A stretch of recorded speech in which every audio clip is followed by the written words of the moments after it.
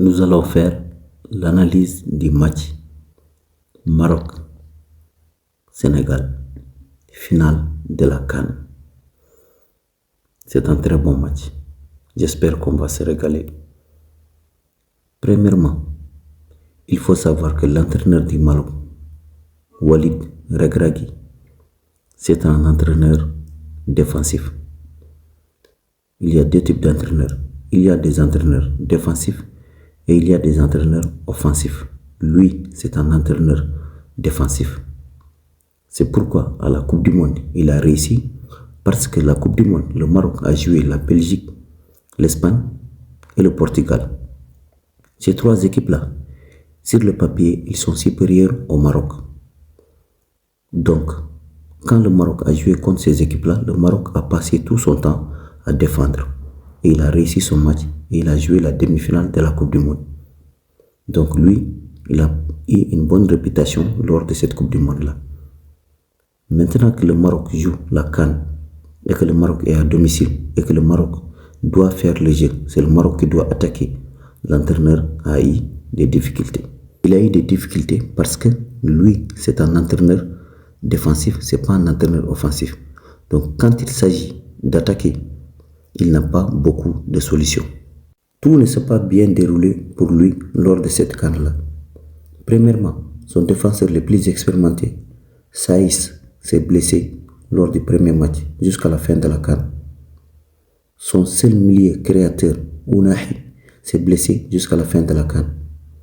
Saïs, il a été remplacé par Jawad El Yamir premièrement, mais Jawad El Yamir n'est pas rassurant parce qu'il a créé un penalty contre le Mali. Après le match du Mali, Jawad El Yamir aussi, il a été remplacé par Adam Massina. Donc dans la hiérarchie de la défense, c'était Saïs le premier, El Yamir le deuxième, et Adam Massina le troisième. Maintenant Adam Massina, c'est lui qui joue avec Naïf Agred. Donc la défense du Maroc n'est pas rassurante. Il y a Agred, il y a Massina. Massina là, il n'est pas rassurant. Ça, c'est un premier problème. Le deuxième problème, Ounahi s'est blessé, donc le milieu manque de créativité. Donc, l'entraîneur se devait de trouver une solution. Premièrement, il ne s'est pas attaqué. Deuxièmement, il y a un défenseur qui n'est pas rassurant dans sa défense. Et troisièmement, son milieu créateur s'est blessé. Pour trouver la solution à ça, il a fait quoi? Il a créé le pressing. Le pressing va lui permettre de ne pas subir en défense. Donc la meilleure défense, c'est l'attaque. Deuxièmement, la créativité du milieu de terrain, comme que ce milieu de terrain ne peut pas créer, s'ils font le pressing et qu'ils récupèrent le ballon dans le milieu de terrain adverse, ils peuvent avoir des contres et marquer. Donc ça règle le problème. Ça règle le problème de la créativité, ça règle le problème de la défense et ça règle le problème de l'attaque. Donc offensivement, le Maroc ne fait pas peur. Sur les 9 buts marqués durant cette CAN, 5 sont sur coup de pied arrêté. Les autres, c'est des exploits individuels de Kaabi et Brahim Diaz. Pour réaliser ce pressing, son milieu de terrain est composé de El Ainaoui, Bilal El Khannous et Saïbari. Le pressing n'est pas réalisé que par ces trois milieux de terrain, il est réalisé aussi par l'attaquant Ayoub El Kaabi qui revient au milieu de terrain. Leur pressing est basé sur le milieu de terrain. Ils ne font pas de pressing sur les défenseurs adverses. Pourquoi? C'est pour couper la ligne du milieu de terrain et des défenses. Pour que les défenseurs ne puissent pas donner le ballon au milieu de terrain. Ils ont fait ça face au Nigeria et ça a marché. Ça a diminué beaucoup la créativité du Nigeria. Parce que les Nigériens, ils n'ont pas d'ailier. Comme ils n'avaient pas d'ailier, donc ils ne pouvaient pas donner le ballon aux latéraux et les latéraux vont les donner aux ailiers. Maintenant, quand ils ont coupé le milieu de terrain du Nigeria et les ailiers, maintenant le ballon était avec les défenseurs du Nigeria. Dans ce genre de pressing-là, pour t'en sortir, tu as besoin d'un défenseur qui est capable de faire de longues relances. C'est pourquoi quelqu'un comme Kalidou Koulibaly, il va manquer au Sénégal dans ce match-là. Parce que non seulement il défend bien, mais c'est quelqu'un qui fait de très bonnes relances. Il est très fort dans ce domaine-là. Puisque le pressing du Maroc n'est pas sur les défenseurs, il s'arrête au milieu de terrain pour couper la ligne des défenses et des milieux de terrain. C'est bon d'avoir un défenseur qui est capable de faire de longues relances pour ouvrir la voie aux attaquants. Donc les attaquants devront faire des démarquages et chercher à faire des appels pour avoir de longs ballons.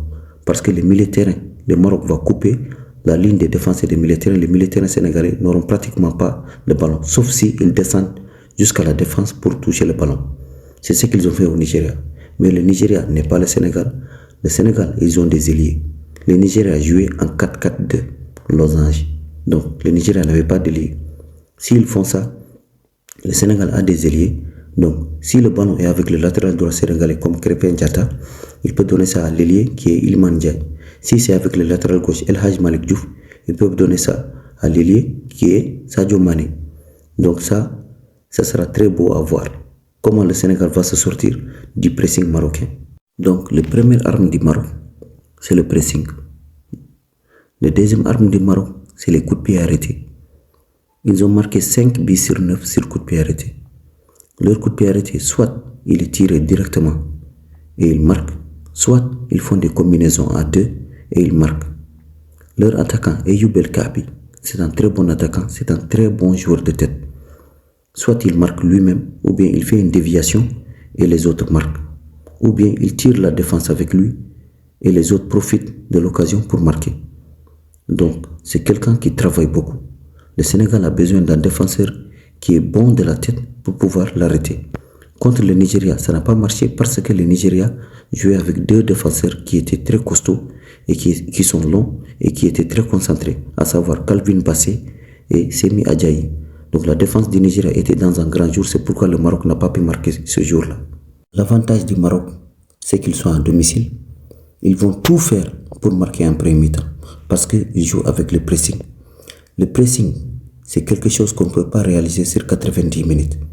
Si le Sénégal arrive à contenir le pressing marocain durant les 45 premières minutes et que le Maroc ne marque pas, le match peut sentir bon pour le Sénégal. Parce qu'en deuxième mi-temps, les joueurs du Maroc vont baisser de rythme. Quand ils vont baisser de rythme, le Sénégal pourra prendre progressivement le contrôle du match.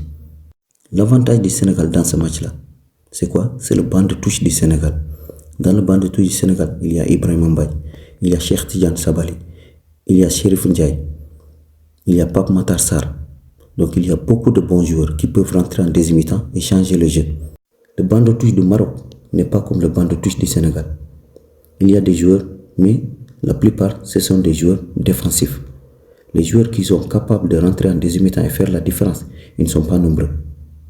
Pour dire qu'ils n'existent pas. C'est pourquoi le Maroc va tout faire pour marquer en premier mi-temps. S'il marque en premier mi-temps, l'entraîneur, c'est un entraîneur défensif. Il va faire rentrer les joueurs défensifs qu'il a sur le banc pour essayer de fermer le match et gagner. Donc, si le match en premier mi-temps finit 0-0, avantage du Sénégal. Si le Maroc marque en premier mi-temps, ça peut être très compliqué pour le Sénégal. L'autre avantage du Sénégal, c'est l'expérience de ses joueurs. Tu as quelqu'un comme Mendy, tu as quelqu'un comme Sadio Mané, tu as quelqu'un comme Idrissa Gana Gueye. C'est leur troisième finale de CAN. Donc, surtout quelqu'un comme Sadio Mané. Sadio Mané, c'est le joueur que toutes les équipes africaines rêvent d'avoir. Il est très concentré, il n'est pas perturbé. Même l'autre jour contre l'Égypte, quand il a marqué, il était très concentré dans le match. Même quand le match est fini, il a dit aux gens de se calmer. Lui, le match est terminé, lui, il était déjà concentré pour la finale. Quand il y a ces genres de joueurs là avec toi, tu n'as peur de rien. Donc on peut dire que le Sénégal a toutes ses chances. Pour résumer le match, le Maroc va venir pour faire un pressing. Ce pressing-là, c'est pour couper la défense du Sénégal des milieux de terrain. Si le Sénégal a un défenseur qui est capable de faire de longs ballons pour les attaquants, ça peut faire mal au Maroc. Le Maroc va tout faire pour marquer en premier mi-temps. S'ils marquent en premier mi-temps, ils ont des joueurs sur le banc qui savent défendre. En deuxième mi-temps, ils vont défendre pour essayer de gagner le match. S'ils ne marquent pas en premier mi-temps, ça sera l'avantage du Sénégal. Parce que le Sénégal, ils ont des joueurs capables de venir du banc et faire la différence dans le match. Les meilleurs joueurs du Maroc sont sur le terrain. En deuxième mi-temps, ils seront obligés de les faire sortir. Quand ils vont les faire sortir, ils vont faire rentrer des joueurs qui ne sont pas du même niveau que ces joueurs-là. Donc, avantage Sénégal si le premier mi-temps finit 0-0. Avantage Maroc si Maroc marque en premier mi-temps. Donc, c'est du 50-50. Donc, c'est tout pour l'analyse d'aujourd'hui. N'hésitez surtout pas à donner vos avis en commentaire. Je lis tous les commentaires et ça me fait vraiment plaisir. Merci beaucoup.